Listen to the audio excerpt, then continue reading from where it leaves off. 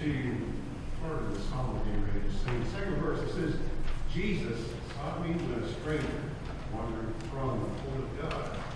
He was to rescue me from danger and expose his precious blood. Isn't it wonderful to know that we serve the living Savior today, and that he does seek us out, and that he does want us to praise him and be blessed by his love and goodness and mercy.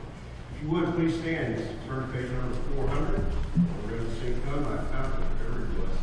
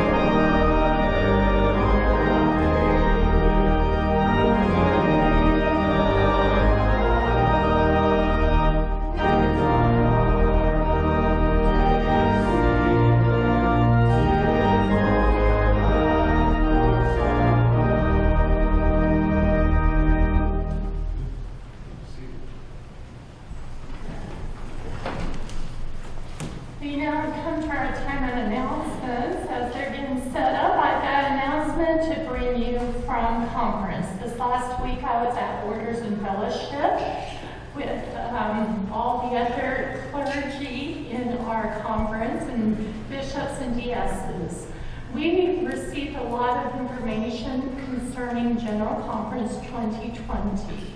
As you know, that there was a declaratory page that came out, and it's all over the news that a split had happened again. Nothing is final at this time. General Conference will make that decision. But I will state that the proposal that's coming through the reconciliation item has gained a lot of momentum and is good news. There is space for both trains of thought, traditional and progressive. I will be going into more detail about this after the second service, right before the all-committee meeting. So if you are interested in hearing more detail about this, I welcome you to come to the all-committee meeting. We will have food. I also promise you we will be done by 1:45, no later than that. I know there is some nervousness about making it home in time for the 2:05 kickoff. So I will make sure we are done by 1:45. Okay, the girls are handing around the mission pennies. For those of you that are new to church, that's just, we have some change in your pockets. If you'd like to donate that to some of our mission work, I'm not real sure where it's going this month, but yeah, I'm talking to a good cause, that's right. A couple quick stories. My sister was talking this weekend. Her grandson had been ring bearer at a wedding last week, and it brought to mind the story of the little boy that was a ring bearer and at a wedding, and they came in, and the little flower girl, she was doing her thing, spreading the petals down the deal, and the little boy came down, he'd go about 4 or 5 steps, 4 or 5 steps, and he got done, and his mother said, "What were you doing?" He said, "Well, I was the ring bearer."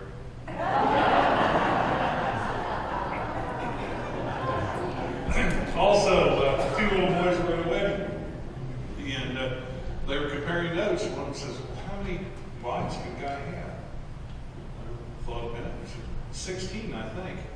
4 better, 4 worse, 4 richer, 4 poorer. Okay. Are there any other announcements today that need to come up? We got several in the bulletin. Cookies are needed for Awana. Operation Soup Line's coming up February 6th. Benny Robbins will have tickets for that. And they need pies. So our cooks in the congregation need to be gearing up. Are there anybody else have any announcements this morning? Yes, ma'am. Today's concerns, we'll have a luncheon at 11:30 Tuesday, and bring your own table service and a salad. Table service and a salad on Tuesday. Anybody else? If not, stand up and pass the peace to your neighbor. Good morning.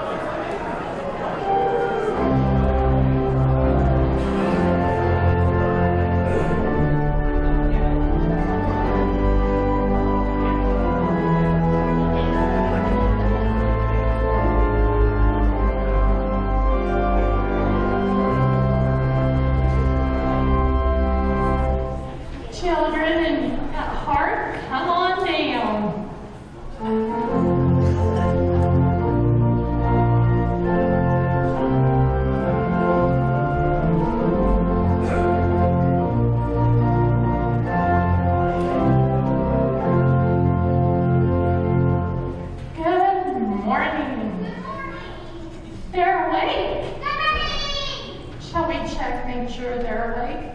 Can you tell them good morning?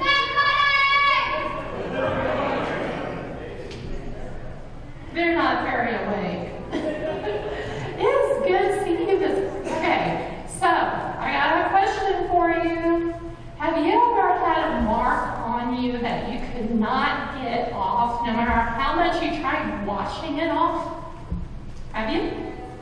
Well, that's a scar, yeah. But I'm talking about like a mark, maybe a marker, paint or something. Have you? No? You were always able to get it off? Pen? You know, I've had different marks on me before. I just couldn't get off. I'd wash and wash. It'd be like a permanent marker. And it would take forever to get it off. You know, there is another mark that we get that you cannot ever get rid of. Do you know what that is? Well, yes, that's a start. You know, it's the mark of Jesus Christ, and it happens when you are baptized. Did you know that when you are baptized, God marks you as His own? And you can never get rid of that. Now, you can try maybe turning away from it, but you can never get rid of it, no matter how hard you try, because God loves you that much. Yeah, that is true too. That is true too. He loves bullies. He loves everybody. Yep, He made people so everybody can change, yes. Can you all bow your heads and repeat this prayer with me? Almighty God, we thank you for loving us and for marking us as your own. Amen. Thank you all. Next week.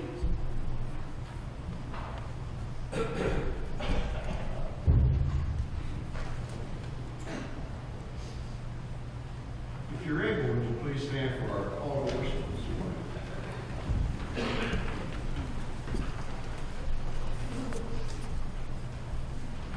Holy God, we enter your presence with praise. For all majesty and glory belongs to you. You sit enthroned as Lord over all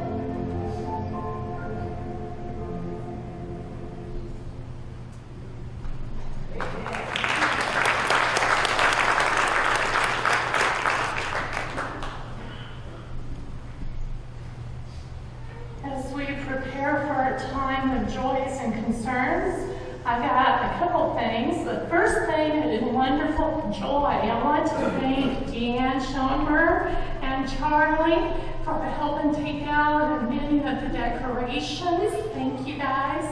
After the worship service today during Sunday school, if you want help finish taking down Christmas decorations, we would appreciate that. But thank you guys for starting the process. Also, I would like you to keep my mom in your prayers. She's going to be going here in next week and getting a liver biopsy. The good news is that she had the beginning of cirrhosis of the liver, and she had a scan last week and they could not find anything. So they don't know what to make of it. That's why they're doing the biopsy. But I believe that God does heal and things can happen in a wonderful way.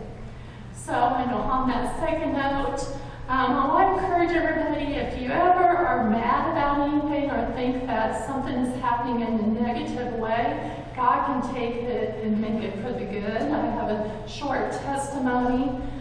Here, a few weeks ago, I was upset. We had to get rid of our vehicle for certain reasons and had to downsize and get another vehicle. But the vehicle we got had drive assist, and it's a lot safer vehicle. I was driving to conference, and I was in the left lane, and here's a fire truck in the right lane. All of a sudden, they turn on their lights, and they get off. They exit, and the car, I was looking as they were exiting for just a second. Next thing I know, my car is putting on the brakes. The car in front of me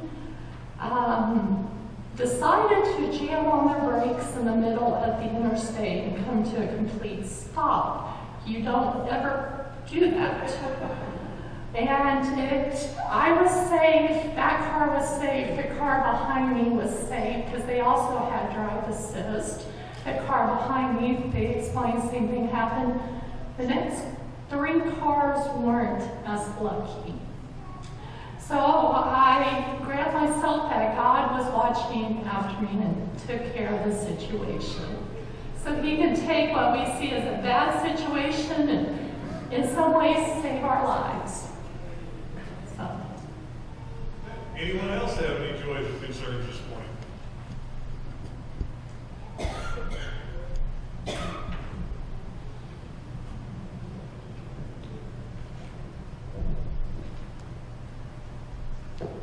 Talk about being in the right place at the right time. My brother-in-law, Larry Lovings, is still in the hospital. His surgery went really well, but then for the last, even in the 6th of January, and he's still in the hospital. And every day it's like, well, is this the day I get to go home or not? And so episode happens, and he happens to be in the hospital. So I want to thank you for all your prayers, and we'd like continued prayers for him, and hopefully he'll make it home next week. Thank you. Can you pray for him? Anyone else this morning?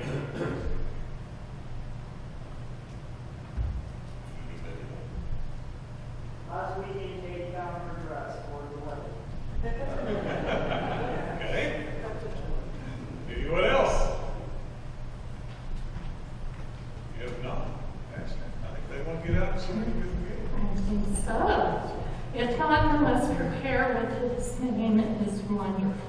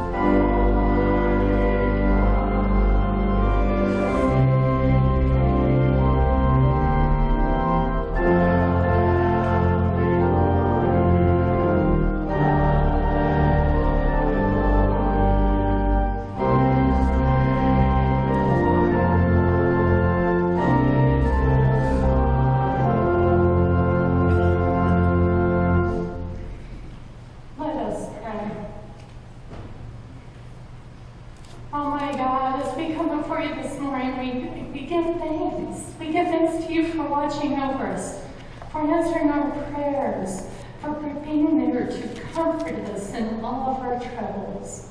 Oh my God, there's so much that has been unspoken this morning. Those who are waiting this week for different procedures and diagnoses, for caring of a possible job, and other uncertainties that lie ahead.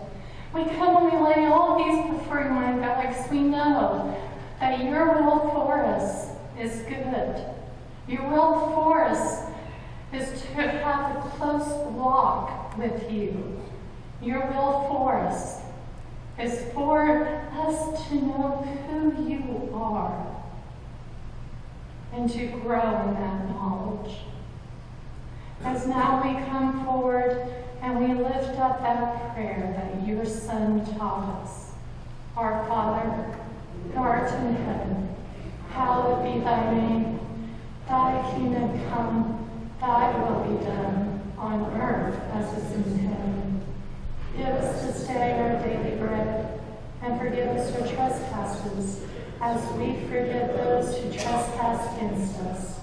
And lead us not into temptation, but deliver us from evil. For thine is the kingdom, and the power, and the glory forever. Amen. And now, with the glory of giving in our hearts, let us offer up our tithes and our offerings.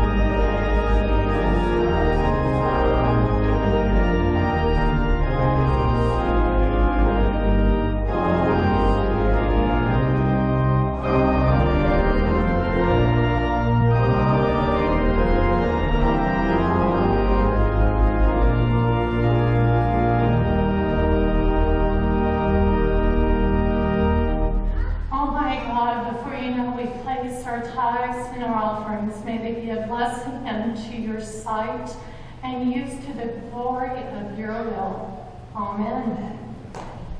Please remain standing for the reading of our scripture. This one is found in Matthew, chapter 3, verses 13 through 17. Everybody hearing me okay? I'm getting away from up front here. Okay. Then Jesus came from Galilee to John at Jordan to be baptized by him. John would have prevented him saying, I need to be baptized by you. Do you come to me? But Jesus answered him, let it be so now, for it is proper for us in this way to fulfill all righteousness. Then he consented. And when Jesus had been baptized, just as he came up from the water, suddenly the heavens were opened to him. He saw the Spirit of God descending like a dove and alighting on him. And a voice from heaven said, this is my Son, the beloved, with whom I am well pleased. The Word of God and the people of God. Thanks be to God. Receive it.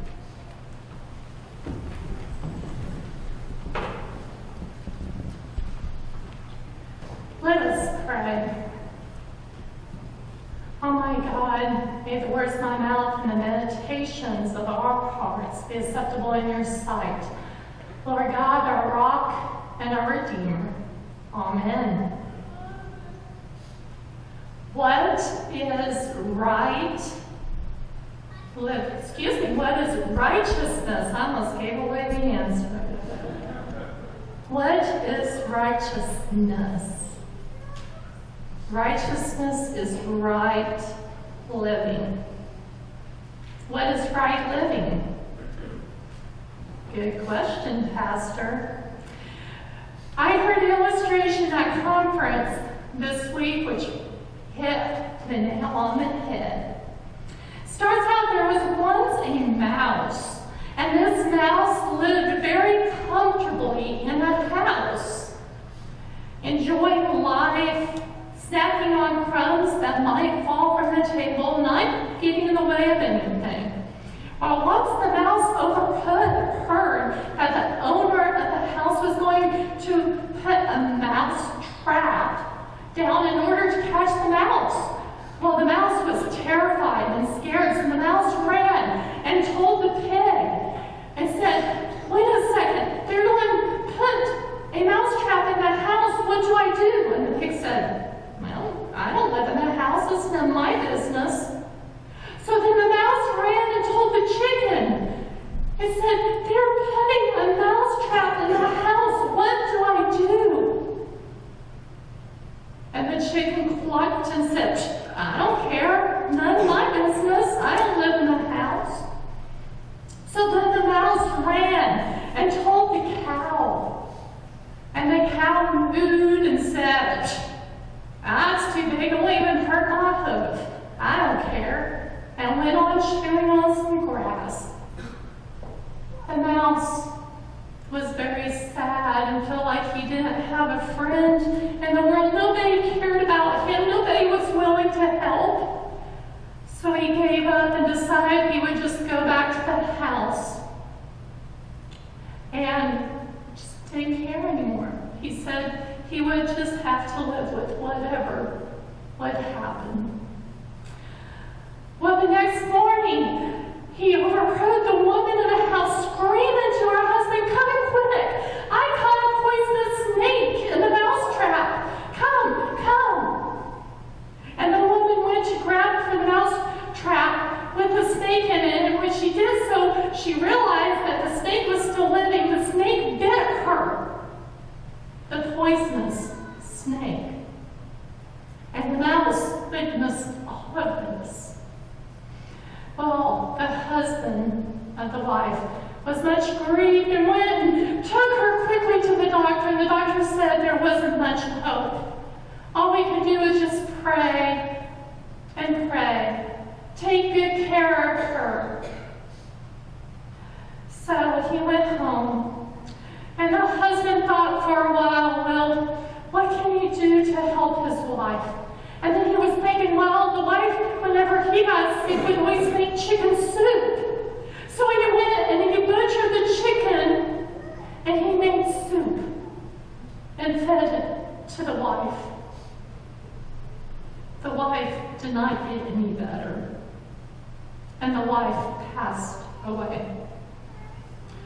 So then he decided that he had to plan the funeral. So what must he do? And he knew that family would be coming in and they'd be staying with him, and he would need to have stuff for breakfast. So he went have bacon. And so he fed his family as they got ready to get up in the morning to go to the funeral. He knew that there would be tons of people at the funeral, and he needed to have a good meal at the funeral. And he thought, how best can he feed them? And he thought of the cow out in the pasture. And that would be enough food to feed. So he went out and he butchered the cow. I thought long and hard about that illustration, how that mouse was so scared and how he went out and he strove. He tried to get somebody to listen to him and to help him. And in some ways, God was taking care of the mouse. The snake, the poisonous snake is what got it, right?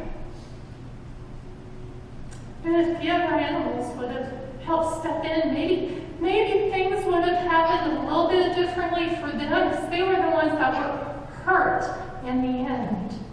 Has it ever happened to you where things happened and you thought nobody was listening to you and you were seeking out help, and in the end, those who you sought help out were the ones that were hurt most of all?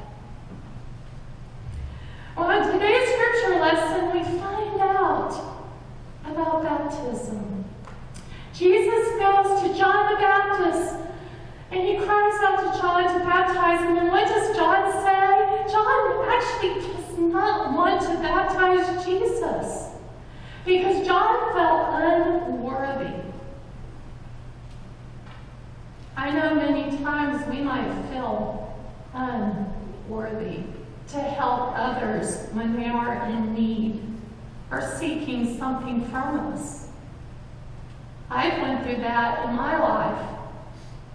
One time I was called to go and visit the GS while he was in the hospital, and how unworthy did I feel? Me, at that time, I was a brand new pastor. I maybe was a pastor for a couple months, and I was being called by the bishop of all things, Bishop Scott Jones, to go and visit this DS, Kendall Park, in the hospital. I felt unworthy. I never was more blessed to have done such and to be in that moment of need with one of my colleagues in ministry. And so here is John the Baptist. And here's Jesus. And John felt so unworthy to do such. But Jesus replied that it was to fulfill all righteousness.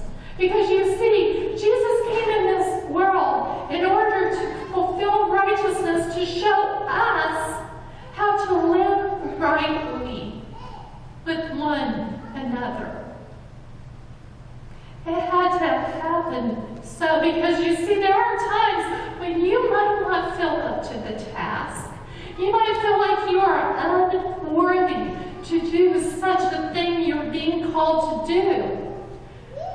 But I'm here to tell you, no matter what, if you feel unworthy or if you don't want to do it, if you don't want to help somebody, be aware that you might be called to fulfill a rightful living. I want you to take a moment and think about your life. What are you being called to do right now that you really don't want to do? How might it impact others if you choose not to do it? And what a blessing it might be to others if you choose to go forth and do what you're being called to do.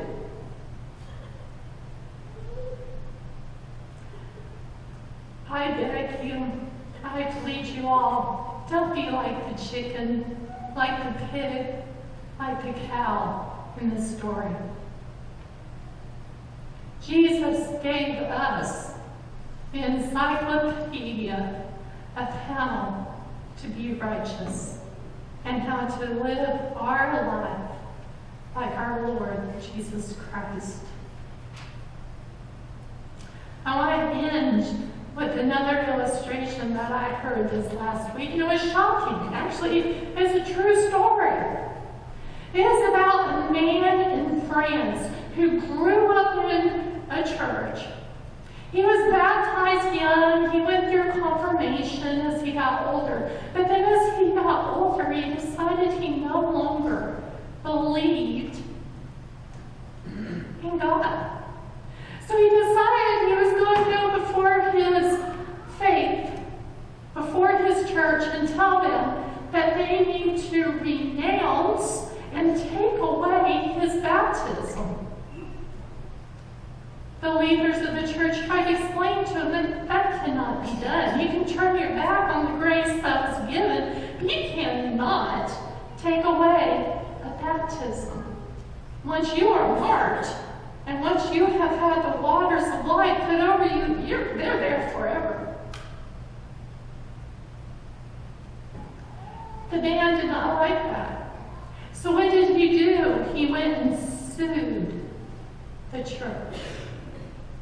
He won. So therefore he got a certificate stating that his baptism has been renounced. And since that time, this happened in 2010, and then when I read this, the latest took place in 2013, so in 3 years, over 2,000 baptisms were in a form renounced. Friends, family, congregants, I want to tell you, once you've been marked by God, you are always marked by God. You are His. He has called you by name. He has given you a task to do. You can turn your back on it. But I hate to tell you this. Well, I love to tell you this. I don't hate to tell you this at all. I will tell you. God will never turn His back on you. Amen.